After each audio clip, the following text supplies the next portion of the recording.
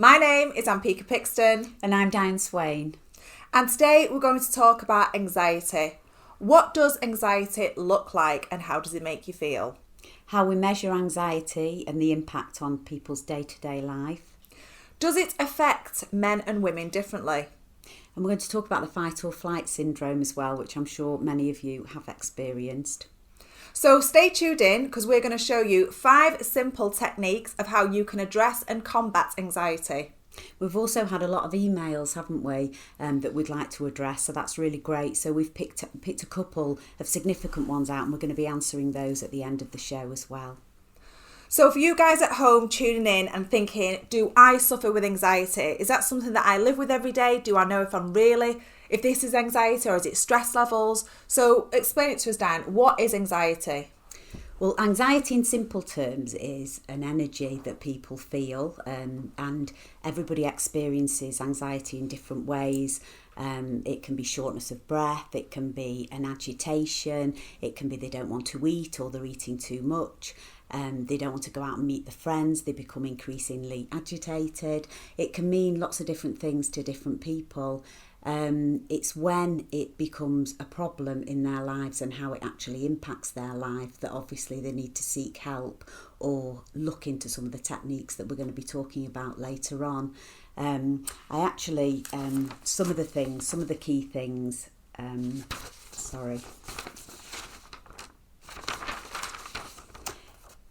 things like feeling lightheaded and dizzy, stomach churning, pins and needles, feeling restless and unable to cope with day-to-day things, sweaty palms, sleep problems, grinding teeth, feelings that they want to run away and panic. It literally can present itself in different ways, to different people. You might feel completely overwhelmed by things that you're trying to deal with.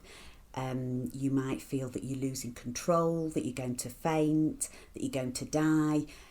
Lots of people get a sense of feeling the dread over, the simplest of things. So in terms of a physical sense, it can manifest itself in lots of different ways. And I think the thing is it's all about how it impacts somebody's life, because anxiety can be good to motivate people, like you can have good stress and bad stress. It really is when it starts to really impact somebody's life so they can't live in the way that they want to live. And that's usually when they end up coming to see me or the therapist. I mean, anxiety can touch people in so many different ways. Like you said, there can be the classic, like a panic attack where you're overwhelmed with anxiety, and that tends to be like a short burst of energy where you become uncontrollable in terms of your breathing. Anxiety can impact you. I think does it go hand in hand with depression, because it doesn't always happen in bursts as well. I think some people can feel continued anxiety. Yeah, I mean, the rule of thumb, what we say is the antidote to anxiety is calm, and the antidote to depression is vitality. That kind of helps signify the difference, I think, between the two of them. Some people can have anxiety and depression together, of course, but a lot of people suffer from anxiety, but they're not depressed at all, and they do have a vitality for life, but their anxiety slowly and unawareingly to them creeps into their life. And what I see normally happens with people is that, over a period of time, they can be fine, they can be managing their anxiety, and then they might actually go and do a certain task like driving down the motorway or going to the supermarket, and they get this overwhelming feel of panic and anxiety and, all the things that we talk about, how it feels, they feel overwhelmed, they might get sweaty palms, the heart's racing, the mouth's dry. And that's when the fight or flight kicks into them. That's when it becomes slightly debilitating in their life and they want to run from the situation that they're actually in, and they don't understand why. And it's very hard without looking into it in more detail for people, because they think it's that event that's actually caused the problem. Yeah. when it's a chronic effect over months, sometimes even years, where people haven't been managing it, which we'll talk about a bit later on, and addressing and really recognising in themselves that they're doing too much, they're stressing about too many things without actually balancing that with relaxation and tranquility in the life that I know you're going to talk a bit about afterwards. So it's all about that balance, and recognising things within you that don't feel right, and we'll talk about that afterwards. Some tips. I mean, to be honest, you made some really valid points then. I think that everything that Diane talked about, we at home as human beings can all identify with some of those points. There's almost like a good anxiety, like when I know that I've got to do paperwork and I procrastinate and I put it off and I put it off, and I'm almost overwhelmed with anxiety because I think, God, I've got to do this paperwork, and I've put it off for as long as I can do, and I've limited myself to such a small window of time to get all my paperwork done. So that gives me like a sensation of anxiety, but it's a good anxiety because I know that I've left everything right until the last minute. So the pressure's on to actually get the work done, because we have to do our paperwork, we have to pay our bills, we have to keep on top of everyday life functioning. But then there is another type of anxiety which I can totally relate to when we talk about the panic attacks. And for me to talk about how anxiety makes me feel, it's a very, very uncomfortable feeling, where it's like I've turned like into this manic mad woman inside. There is no calm, there is no logic, and that's when I realise that my anxiety levels have got too high and I'm struggling to cope. So I have to take myself out of the situation. Sometimes not always easy. It can be on an aeroplane, where you've got a load of screaming children, or it can be in a situation where you're at a family event and it's not as easy to be able to literally take yourself out of that environment. But where you can, if there's a toilet or a quiet place or a lift space or a foyer or somewhere you can just remove yourself from that situation or from a person who might be causing anxiety to you, or even in a workplace as well.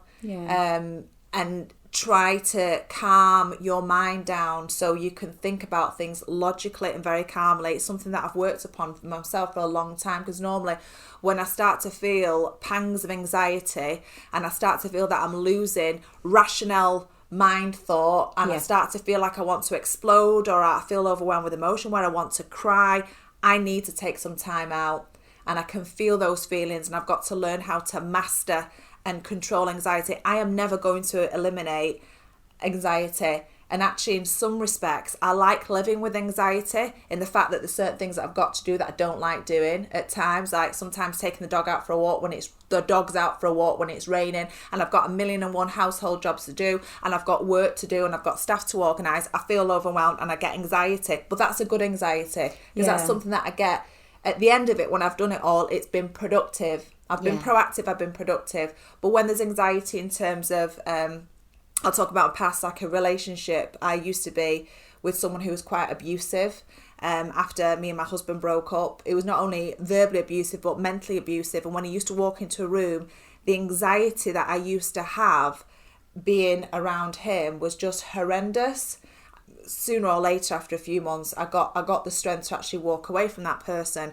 But he used to create a lot of anxiety in me. So I've got to learn myself, I've got to understand myself, and I've got to feel the notion of anxiety and what it looks like and how it makes me feel. And now I try to swerve anything that gives me anxiety in an uncomfortable, unhealthy way. Whether that's people, certain situations, I try to minimise it, so I'm just looking after myself. But if we want to go into quickly now into top tips, so hopefully you can identify what anxiety looks like. If there's certain things that you struggle with, write them down, because there's certain situations that we live in day to day or week to week that you know that you can remove yourself from those situations. So Diane, if you'd like to share with us the 5 quick techniques. Yes, certainly. I was actually just going to say as well, when we talk about, I'll give you the 5 tips in a minute actually, because there's a few other key things that I'd just like to say that people can help, with anxiety, is things like if you feel anxiety is almost like, if you have an empty cup, and as life goes on and we do the day-to-day things and everything that we have piled on us in today's society, it's like a glass that keeps filling up and filling up, and day to day, that glass goes up and down with anxieties, and that's normal.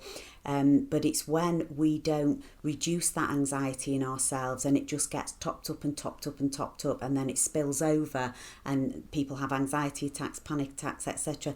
The key thing to do is to try and use meditation, relaxation tapes to just sort of bring that down, so that overall your anxiety levels are rational and they are manageable. Okay, so top tips are, we can look at our breathing. That's a really good one. I know you talked about this before, Ampika. Some people call it the box breathing. I think a really good tip is that you can do this if you're in your office, if you're in the car, if you're just sitting in a waiting room somewhere. And it's basically where you look at the top of a door, for example, and you breathe out for the top of the door, which is usually about 4 or 5 seconds. And then, you breathe into the top. And then when you're breathing out for the length of the door, which is usually about 7 seconds. So you're breathing in for 4 and out for 7 to regulate that breathing and to sort of empty your lungs as much as possible. Because if you correct your outward breath, your in-breath will take care of itself. So what happens with people that go into anxiety is they tend to hyperventilate like that, and you know, the thing I get is like, I can't get my breath, you know, and the thing to think about is breathe out. Just breathe out for 7, and then breathe, the breath in will actually take care of itself. And then you'll start to breathe in for 4 and out for 7, and the balance with that will very naturally calm you down.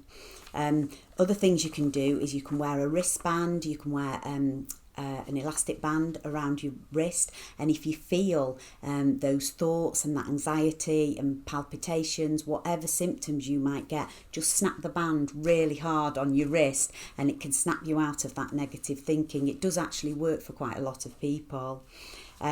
Question your thoughts as well. Our thought patterns can be really distorted and negative, you know.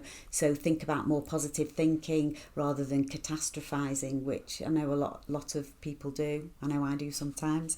And also test out your negative thoughts, because something like 97% of things that we worry about never actually happen.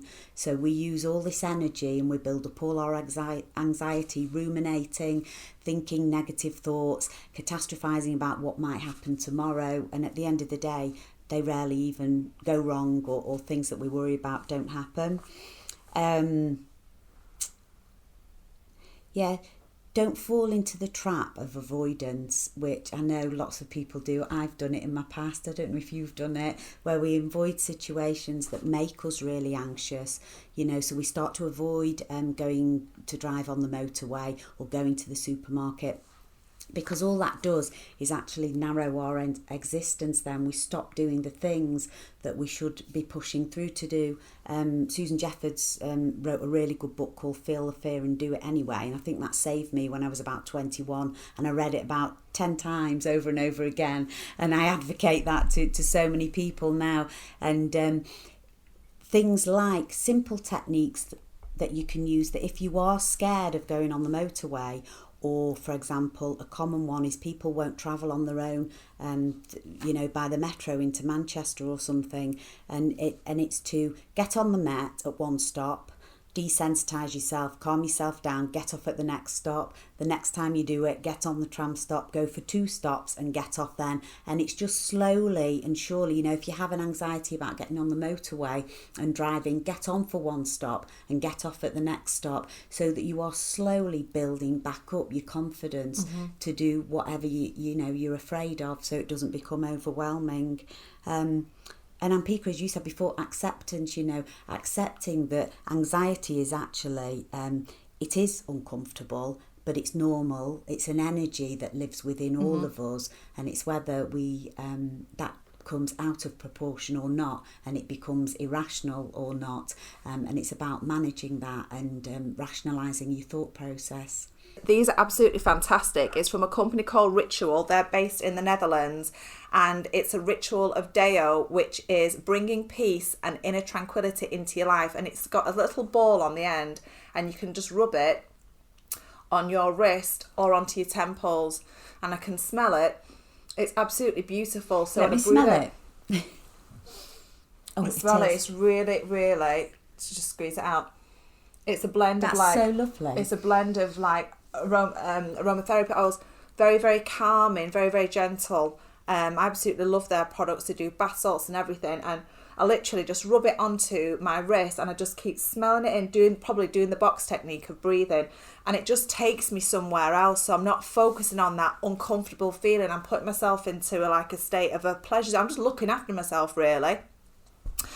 The other one, which is easy to find on the internet, is Tiger Balm. There's 2 types of Tiger Balm, a brown and a white one. I've got both next to the side of my bed, and it's such a strong, potent smell. You cannot disguise the smell of Tiger Balm. So when I'm feeling like overwhelmed, just take a deep breath in, and literally you can put this again on the side of your temples, on your chest, if you're feeling that you've got a bad chest or you're struggling to breathe, on my wrist, and I just smell it, and it just takes me somewhere else. It almost like vaporizes the anxiety and the feeling. The overwhelm. And sometimes if I'm at home in bed, this is by Ritual again. There's a fantastic, this is the purifying ceremony for body and soul, and I spray this on my pillow and it just smells lovely. So I will lie on my bed, I'll put my headset on. Oh, it does. That's gorgeous. Yeah. Yeah. So I'm literally creating my own little spa in my bedroom. Do you know what I was just thinking? I feel so sorry for all the people on podcast because they can't see any of these products either, can they? No. And it smells gorgeous. But that's really beautiful, does. isn't it? Yeah. So I start to create my own little retreats. Oh, that's gorgeous. Ampika's retreat. So if I'm in the car, I've got one of these in my car. If I'm in my bedroom, if I'm out and about, I always carry my little Elemis essential oils and try and take myself to a place of peace and calm. What's so lovely about that as well is straight away when I smell that, it completely distracts you from what you're thinking about, doesn't it? Yeah. Just even now, that is so lovely. Isn't it? Yeah. The last but not least, I just want to share candles. I absolutely love candles. Sometimes when I've got myself into a real state and I need to visually see something, if I'm struggling to really concentrate on the here and now, I light a candle and I literally just stare at the flame. I will just watch the flame, concentrate on the flame, think about the heat from the flame, and that will all of a sudden bring me right down. So candles and sensory oils and sprays, for me, are kicking the ass of anxiety. That's great. So thank you very much, guys, for listening. I hope the top 5 tips have helped you today. We look forward to seeing you next Friday at 4 p.m. Keep tuned in. Take care. Bye.